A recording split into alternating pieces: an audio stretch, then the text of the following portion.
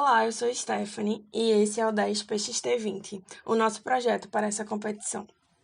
Para o início do projeto, após o recebimento do regulamento e dos feedbacks dos anos anteriores, definimos algumas metas para a melhoria do projeto, sendo uma delas a otimização de tempo do projeto. Para isso, organizamos horários e prazos para cada área de atuação de forma mais síncrona. Com isso, também conseguimos entregar os relatórios do projeto antes, evitando atrasos. Todos os anos, a equipe sempre procura trazer novas ideias para a aeronave, como, por exemplo, gestão de membros para o bem-estar da equipe, encaixes das partes removíveis da aeronave, simulações computacionais para pré-comprovação de cálculos dimensionais. Baseado na leitura do regulamento, definimos algumas limitações para o projeto dessa competição, como o volume de caixa, que nos limita às dimensões máximas que a aeronave pode ter. Com os motores elétricos disponíveis para o projeto, foi avaliado o máximo de peso que a aeronave pode alcançar sem perda de desempenho. Com isso, definimos o peso das cargas, junto com o tempo de retirada delas e o tempo de desmontagem para uma melhor bonificação. Com os critérios da análise de pontuação na parte da missão lápis, foi visto que para aprimorar a bonificação do projeto, precisaríamos de uma boa eficiência estrutural e um mínimo de diferença entre as cargas fixa e lápis, o que nos leva a uma aeronave com seu peso vazio de 2 kg e que leva 4,5 kg de carga, o que nos dá uma eficiência estrutural de 2,25 e uma diferença entre as cargas de zero, o que maximiza a equação de pontuação proposta na realidade do projeto. Aliado a isso, encaixes e travas para facilidade de desmontagem foram previstos para conseguir um tempo de retirada de carga menor que 60 segundos e de desmontagem menor que 120 segundos. Baseado na missão proposta pelo regulamento, a aeronave foi configurada com uma asa alta para maior estabilidade e mista para uma melhor eficiência aerodinâmica, trem de pouso tipo triciclo com uma boa estabilidade em solo, leme e profundor totalmente móveis para melhor manobrabilidade e redução de peso da cauda, propulsão monomotor com a hélice tripla por sua maior aceleração em benefício pelo peso previsto da aeronave. Para o projeto elétrico desse ano, o objetivo era encontrar um conjunto motopropulsor que nos permitisse ter um maior empuxo e, assim, levar uma maior carga. Como a equipe teve problemas orçamentários, foi necessário optar por um conjunto mais seguro e que a equipe já tivesse conhecimento dos dados fornecidos, a fim de evitar erros dispendiosos. Para as partes móveis, foram utilizados servos com engrenagens metálicas e de fibra de vidro para uma maior confiabilidade no controle da aeronave. Olá, eu sou Tafarel Passos. Continuando, para a escolha das hélices, foram levados em consideração os seguintes fatores: maior tração disponível nas velocidades úteis, menor perda de tração à medida da velocidade e maior tração estática. Fazendo a análise desses fatores, foi decidido que a melhor hélice para o projeto foi a 11 por 7.3. Na análise do gráfico e de cálculos da tração, descobrimos a velocidade máxima de 28,5 metros por segundo e mínima de 5 metros por segundo na altitude da competição, determinando assim a faixa útil de voo. Durante a análise de decolagem, conseguimos obter os valores de distância de decolagem, para assim obtermos a distância máxima de decolagem dentro dos limites do regulamento. Feito isso, optamos por utilizar o peso de 63,76 newtons e chegamos ao resultado de 30,54 metros na altitude da competição. O estudo de desempenho de pouso foi feito visando o regulamento. Por isso, foi necessário que o cálculo fosse feito na velocidade de stall, para assim diminuirmos o comprimento necessário para o pouso. Obtivemos dessa forma a distância de 97,18 metros. O tempo de missão foi de 112 segundos e foi usado principalmente para determinar a autonomia necessária para a aeronave durante a missão. Para realizar o aprimoramento da carga útil, foi feito o estudo de carga útil em relação a diferentes altitudes e densidade. O estudo dos materiais utilizados para a carga lápis foi escolhida a areia úmida, pelo fato dela apresentar uma das maiores densidades da tabela e também ser de mais fácil acesso. Esse ano, a palavra de ordem de aerodinâmica, como deveria ser sempre, foi eficiência. Para o perfil aerodinâmico da asa, nós continuamos com as metas já pré-concebidas: elevado coeficiente de sustentação, melhor razão CL/CD, baixa geração de momento, espessura e camber reduzidos. Aqui nós temos a comparação do nosso perfil atual com o do ano anterior, indicando melhora principalmente na eficiência aerodinâmica. Nessa tabela, temos um comparativo dos perfis desse e do ano passado, além de perfis já consolidados, como o S1223. Vê-se a melhoria em inúmeros aspectos do perfil, o que melhorou consideravelmente a eficiência aerodinâmica do projeto como um todo. Para a geometria da asa, nós escolhemos a mista. Aqui, nós temos uma comparação da asa desse ano com a do ano passado, mostrando a grande evolução que tivemos, principalmente se tratando da eficiência. Para a empenagem horizontal, visto que foi escolhido que ela seria completamente imóvel por questões de projeto, foi preferido um perfil assimétrico invertido, já que devido à análise, eles demonstravam uma eficiência maior, apesar de não ter simetria de forças para o ângulo de ataque, o que não seria necessário.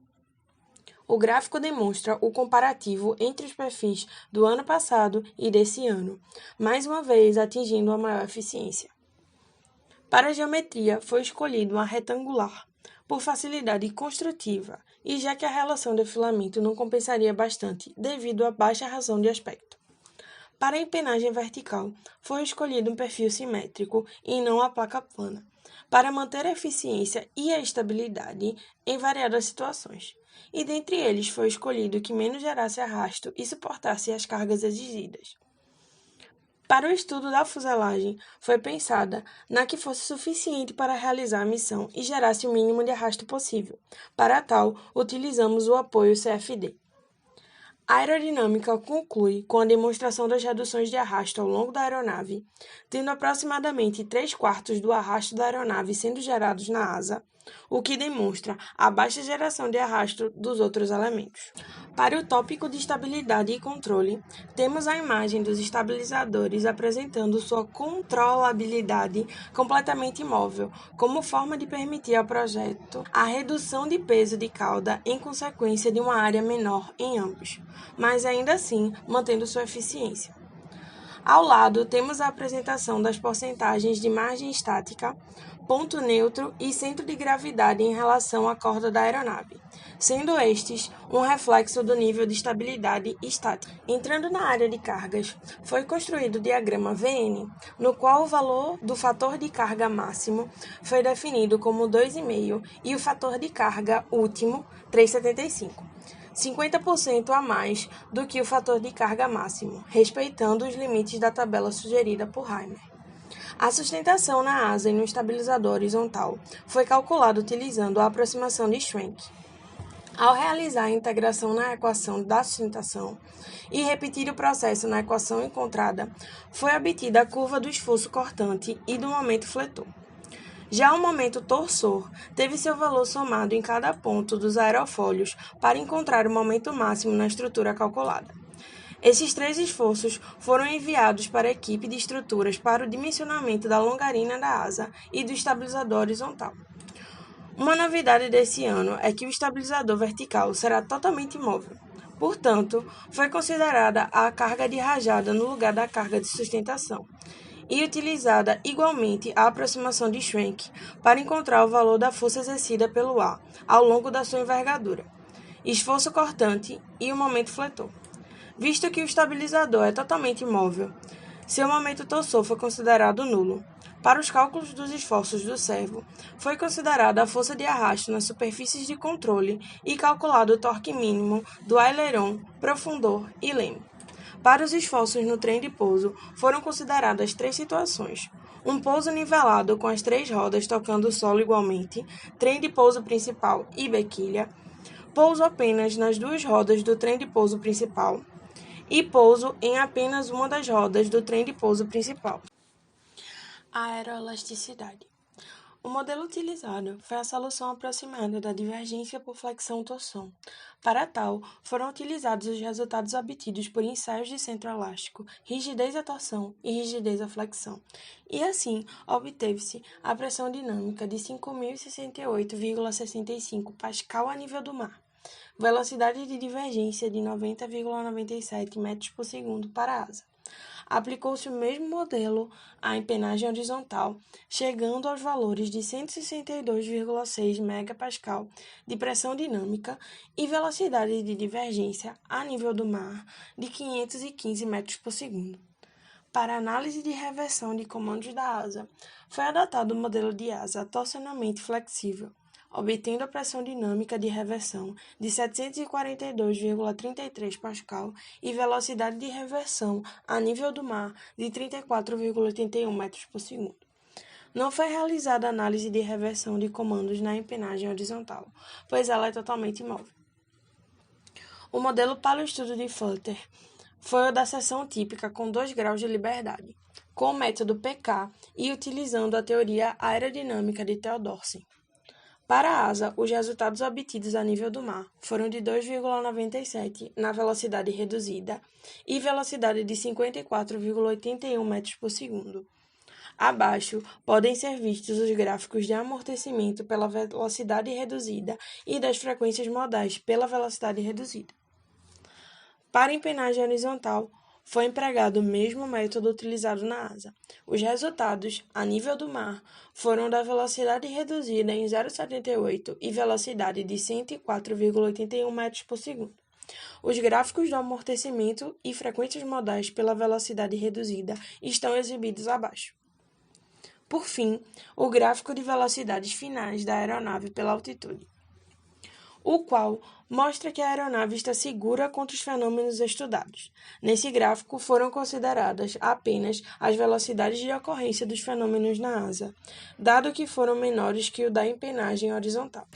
A partir de ensaios realizados nos projetos anteriores, foram obtidas propriedades mecânicas de materiais como espuma de PVC, madeira balsa e fibra de carbono. As longarinas das asas foram dimensionadas utilizando as equações do momento de inércia do perfil e do momento de inércia necessário para que a estrutura suporte as cargas atuantes na asa.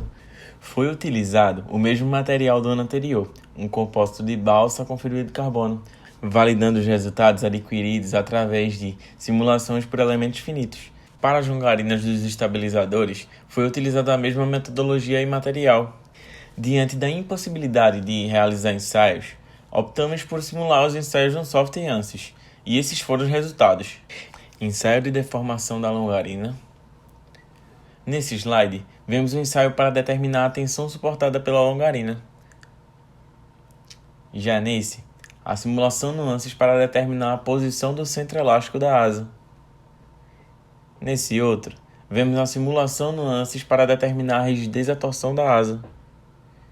Já nesse, a simulação no ANSYS para determinar a rigidez e a flexão da asa.